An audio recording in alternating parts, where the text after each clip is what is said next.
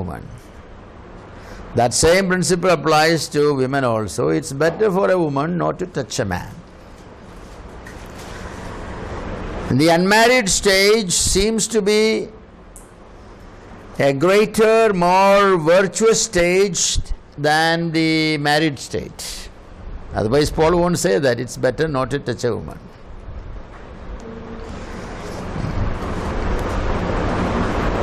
You read that verse in 1 Corinthians? Yes. They asked the question to Paul, Paul, what do you think about celibacy? So Paul gave his humble opinion, sincere opinion.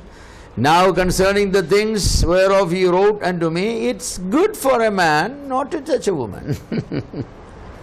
It's good for a man not to touch a woman. It's good for a woman not to touch a man. So every person has to decide for himself or herself whether it is God's will for that person to marry or to remain single and serve the Lord. Somehow in our society, the society has determined 1 Corinthians 7 verse 1.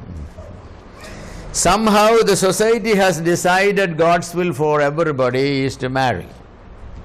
As soon as you hit certain age, then you should be thinking about marriage. But Bible doesn't say that. So how will you decide whether it is God's will for you to marry or not? The loneliness. The loneliness, right. Well, actually, a little more firm answer I will say, because sometimes the loneliness is difficult to define. So more objective is, verse 2 says, nevertheless, to avoid fornication, let every man have his own wife, and let every woman have her own husband. And then coming down, it says, it's better to marry than to burn. Where was that? 9. Verse 9, yes. It is better to marry than to burn. What we're saying is, Paul saying is this: if you have this burning need of marriage, sexual feeling, if you are a man with sexual feeling, it is God's will for you to marry, because there is only one way to satisfy that, that is by marriage. If you happen to be a person, man or woman, have no sexual need, no such feelings, you see a woman, you see a man, have no feeling at all. It doesn't. It's almost like you're looking at a stone. God expects that, that man has feelings towards women, and women have feelings towards man. But there is a limit, so that if you cannot contain, then marriage is the only. Feelings come, feelings go, but you don't think about, the wrong part of the feelings, fulfilling, adultery and all those things, you don't think about it. That is lust, you don't lust. Thoughts come there. It's like hunger, but you don't think about stealing food. Hunger is there, hunger is nothing wrong, that is a very, sinless passion. Same way, sex feelings there, nothing wrong in it, that's a very legitimate, biological need. But when you think in terms with other things of satisfying it, illegitimately outside marriage, then you are thinking the wrong thing. So I ask the question, you have the genuine feelings of sexual feelings, needs? No, I never felt it. Then don't marry, don't think about marriage. It's not time. You can marry any time you have that feeling. Of course, you have to find a partner, because at certain age, after passing certain age, you may not be able to easily find it. Does it apply to man and woman both? Yes, it applies to man and woman. Yes, woman should not be given in marriage if she doesn't have a need for it. Paul says in this chapter itself, says there are eunuchs that are made for the kingdom of God. There are men who have good control over the passions, and it doesn't really come to a state where say that I have to marry, otherwise there is possibility for me to commit sin. No, it doesn't. So I decided I was anybody who actually decide to remain single, it will be a decision to serve the Lord. Because the Bible says the unmarried has only to please God. So if you're single, then you have to please only God. You don't have to please your father and mother after a certain time. After you move from your parents' responsibility, from their roof, you working to supply yourself, you're not under any responsibility to please your parents. You can support your parents and all that, pray for your parents, and that's different. But you don't have to please your parents by obeying, do everything they say, no. But you have to please God. So this is one great question.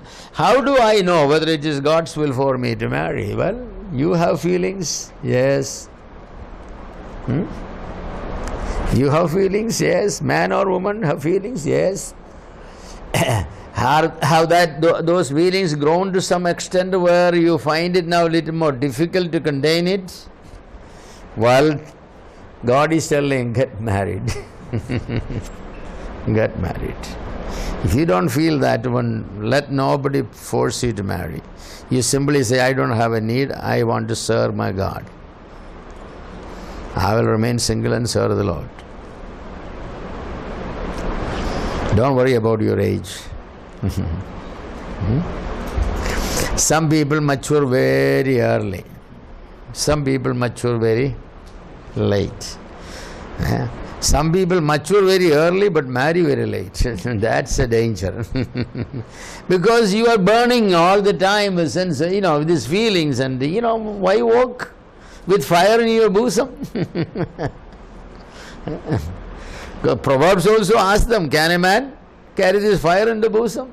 No, you go ahead, marry. God has established marriage. God has established marriage. You must go ahead, marry. That's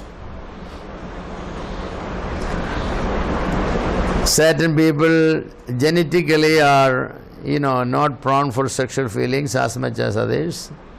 It's all the work of the hormones too, The hormones produce these changes. So some people, they don't have certain hormones for men, for women, and therefore these sexual feelings does never come.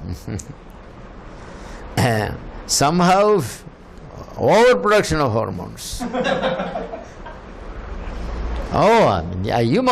You don't know, sometimes back a sister from our, one of the churches called and said, I have a serious problem, brother, you are the only one I could go to. I have went so many medical doctors also, I couldn't find a solution. I said, what is it?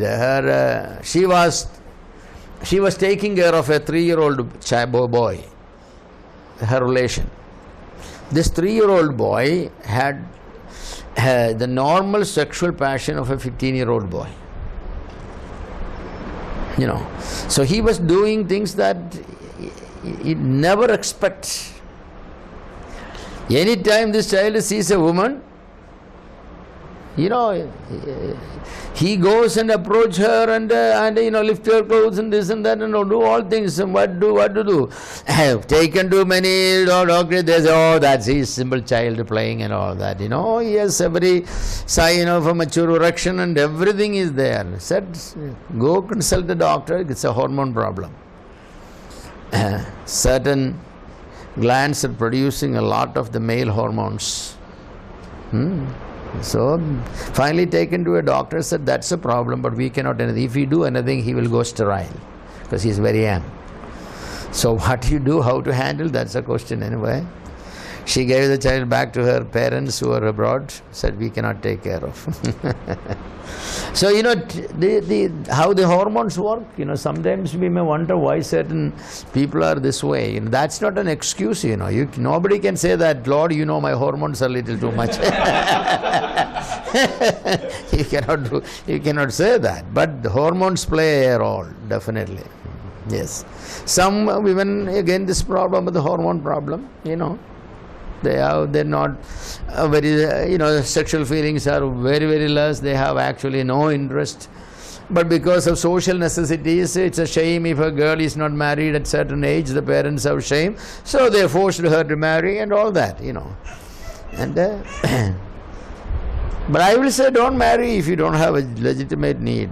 God's will for marriage is known by the need for satisfying your sexual feelings. See, if you have a very burning person, then get married. So people ask sometimes the question, how can I know whether it's God's will for me to marry? So I ask them some questions, Yes, I think that you should marry. And somebody who doesn't have this need should not marry. I had a cousin, I still have a cousin. He had no sexual need. He was such a godly man. Never seen a more godly man than him. Never in my life. And finally he got married. When I heard he was marrying, I knew that. He said, it's going to be a tragedy. This man had no sexual need, so the girl he married was above average sexual need. You think of that. So finally she ran away with one of his disciples.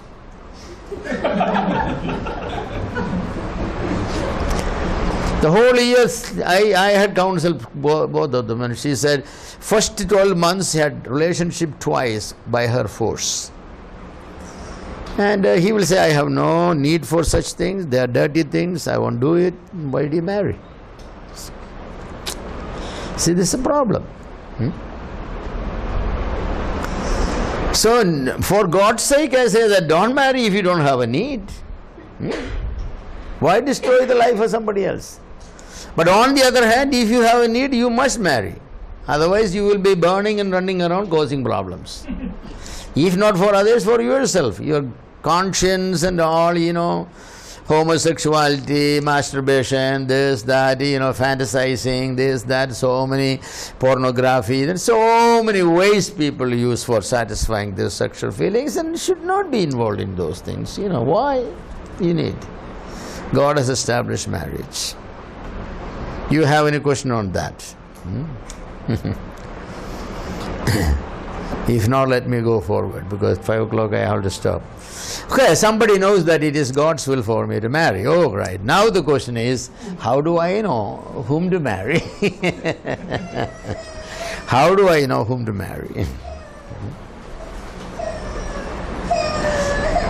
First of all, I will say this. You should not say that it is God's will for me to marry somebody who has a bachelor's degree, master's degree, PhD, somebody who is fair, somebody who is, from a rich home. No. Anybody who is making such conditions, I won't marry only a Malayali, I won't marry a non-Malay, I won't marry a Malayali, I won't marry somebody from the south, I won't marry somebody from the north. Such statements you should not. What will you do if God wants you to marry somebody who is not a Malayali? You should say that, Lord, whomsoever you have chosen for me, I will marry, but you have to show me very clearly that's the person. You should never say that I will marry only so and so, because it may be God's will for you to marry somebody else. When people make such things, their marriage is going to be very difficult. Why? Because they may be talking against God's will. This is a problem. Sometimes it's very difficult. One of my daughters is married to a person from Kenya. He's a Kenyan. Actually, his mother met my daughter in an international students meeting. So asked my brother also, who was in America, and my son was also, asked my brother, with whom she was saying, will you give her in marriage to our son? What? So he said, I cannot decide, I will ask my brother. So he called and said that, there is a lady, there are believers, asking this question. Well, my wife and I said that, we were not really excited about that one, but what we will say the reason. So we asked a lot of questions. He's a born-again believer? Yes. He's a godly man? Yes. He's a gentleman? Yes. So many, for them all, yes. Then my son said, Dad, except for the color. He's a gentleman. He's a godly man except for the color. If you have a problem with the color, I, being a Christian, could not say I have a problem with the color, because I never believed in it. That one. Though I was reluctant, to be honest, because I was fear that separate background and all, whether the marriage will. So I asked my daughter, said, if you are willing, then I have no problem. If you are not willing, then I won't.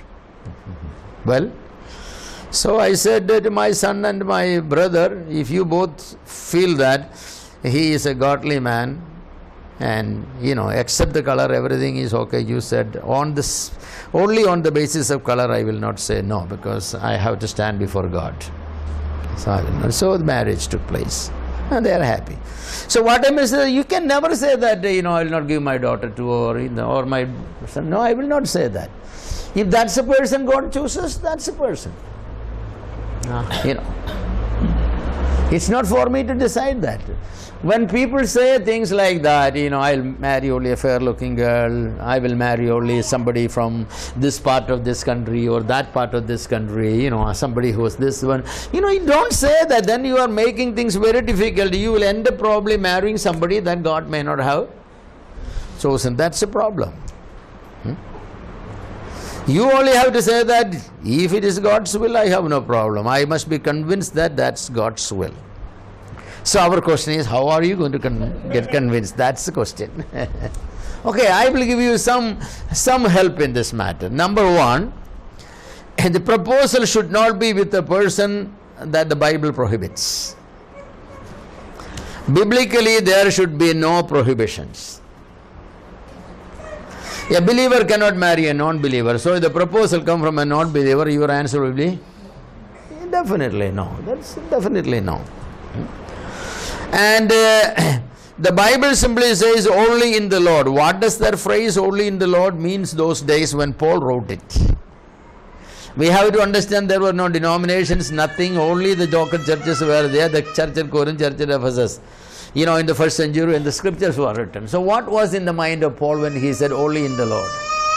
Somebody who got saved but not going to church? Somebody who is saved but not baptized? Such thought cannot come. So spiritual compatibility is what he means. Somebody who is saved, somebody who obeys the Lord, who is in the church, that sort of. So I will say that have spiritual compatibility. That's the only condition actually the Bible makes for a marriage. So when a marriage proposal comes, your first question will be exactly that. Is there spiritual compatibility? Means, is that person saved in the true sense, loves the Lord, loves the word, loves the church, that sort of thing. You may not be in this church, you may be in that denomination, but you may be marrying somebody from that denomination. That's a different matter. But spiritual compatibility must be there. You don't expect somebody who is born again, baptized and fellowshipping in a local church to be going and marrying somebody who is not, only made a confession, but the other things are missing. You don't expect that. So that you have to make sure. The spiritual compatibility. Now, that's very easy to establish that, in a sense, not always easy. Most of the young people, when they go to see the bride seeing, bride seeing, what do they ask? Biryani undakariya. You know how to make biryani. Seems like he is going to marry biryani girl. Cooking. Oh, what stupid questions you are asking. What's the purpose of seeing the girl talking? You are talking to see whether there is compatibility. Discern whether it is God's will. All those who make biryanis are... So I sometimes ask people, what did you ask? After the boy goes, I asked her, what did he ask me? He asked me all these things. Somebody even asked, how many children you want? She said, is that a question that I alone decide?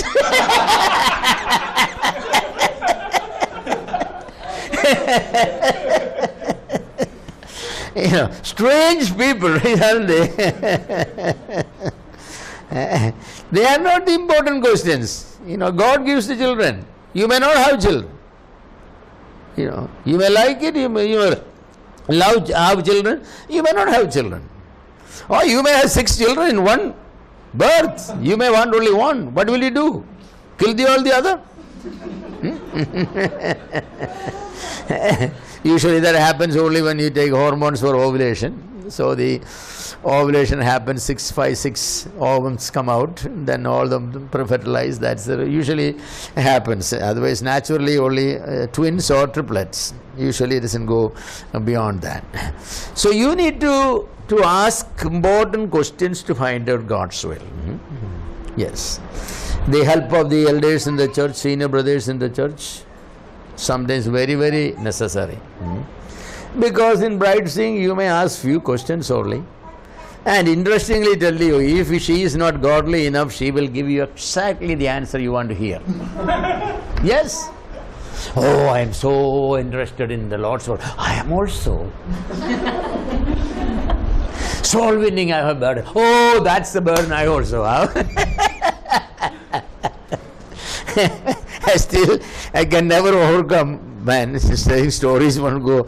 Anyway, this is a girl from a different background. The boy was from our background, and she got saved by there, and she wanted to marry, and she started coming to our church every Sunday, every Wednesday, every Friday. About how far? 30 kilometers. She'll take pain. She comes. Then she got baptized. And all that. All right. To everybody gave the impression she was genuine. Interested in things, because nobody will tell. She comes from actually a Marthoma background, and she is coming all the way to the church and 30 kilometers away and all that. So the marriage took place. After marriage, she came one Sunday, and the next Sunday she came and said, I came all that for marrying this man. I'm not born again. Don't worry about me. I'm never going to come to the meeting. I wanted to marry, I married. That's it. So cool, she's told me. And 6 months she came for every meeting. You think of that. She spoke the language, everything, whatever he said, yes, that's exactly what I want. And then she's saying that I said I was acting all those things because I wanted to marry this guy. And I married it. Now they are not going anywhere church. Say, I don't want to go even Marthoma church, no church. I'm not interested in things like that. So what I said is sometimes they speak the language, so it's so deceptive. It may be very difficult to. But the only comfortable thing is the boy was also not very spiritual. He was born again, so-called baptized, but that's all. Otherwise he's... So, it's okay. I mean... So you need to find out. That's God's will. How to find out? You have to ask questions. Suppose 5 proposals came, all 5 are born again, baptized in the same spiritual compatibility, they all love the Lord. You can marry only one. All 5 you cannot. So the question is, which one is God's will? That's very difficult. So we usually say that you proceed with one, you cannot proceed with all 5. It's unethical also. It's unethical. You proceed with one proposal, you finish it. Either if it is God's will, then go ahead, marry. Otherwise, drop it. Say final. Then only.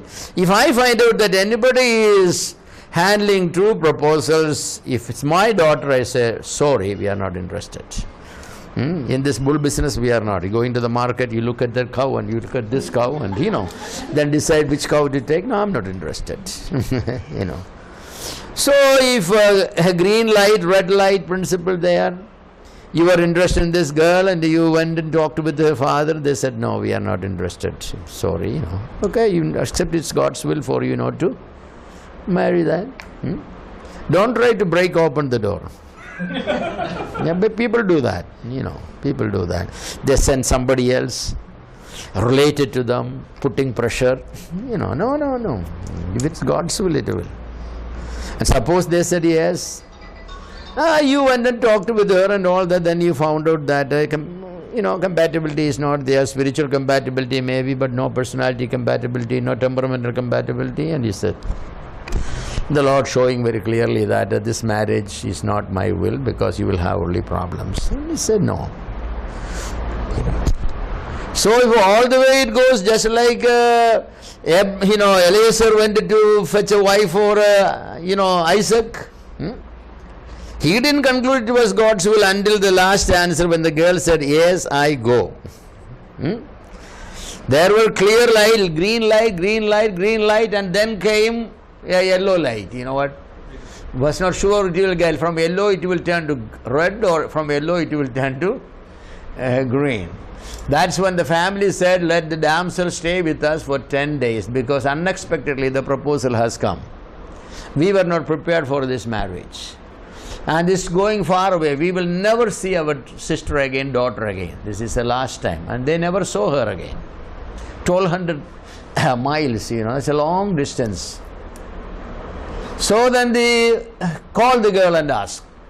Because the man insisted, immediately we are leaving. Not even 1 day staying. Because I'm sent for a mission and I wanted to accomplish it. So the girl said that, you do go with this man. Yes, of course. I liked Rebecca because, she said, this is God's will for my life to be this man's wife, then why should I stay around here? So she went away. That was God's will for them, right? So always this one, if some proposal come from any background, any person, you don't know, you pray to God, Lord, I don't know whether this is God's will or not. It doesn't matter to me, black, white, yellow, blue, tall, short, that's not the consideration. There's a physical compatibility there. I'm not saying it should not be. All those things, yes. But then after talking, you are convinced that no, this is not the man. It's not the man. His values are different, my values are different, and all those questions, But if all the way you have this green light, then marriage proposal came, you all liked, but you talked with the elders and they said that we don't think this marriage is good. Why? Because you have no compatibility. We know that person. His values are different. We talked with him. He wanted to marry this girl, maybe a nurse, maybe this, that. He told us that the only reason he's preferring a nurse is because he wanted to send her to Kuwait and make her work and get money, And your desire is not that. No, you wanted to just marry and stay with your husband and raise up a family and serve the Lord. So you don't go for this, The values are not the same. Some people even will say that, no problem, you don't have to go. Oh, that's all we will discuss later. That means danger. Let us first marry, then we will discuss that. So, either green light, red light is a way out. First you have to make sure that you don't break any scriptural principle. The Bible gives you the green light because all that the Bible requires is there. Now the question is, whether this is the particular person God has chosen for you. So these matter again, green light. And you talked with your parents and they object sometimes, but then you ask why you object, Dad? What's wrong with that girl? Well, because our background is different. She is a convert from this, and that and this. I say, forget about it. That's not what I want to know. What I want to know is there compatibility, personality compatibility, is there temperamental compatibility, is there education compatibility? The three compatibility, most important is spiritual, personality and temperamental. Don't make compromises on that. But other social compatibility and physical compatibility, and all these educational compatibility, they are not that important. Though if you get everything, okay, but who will get everything?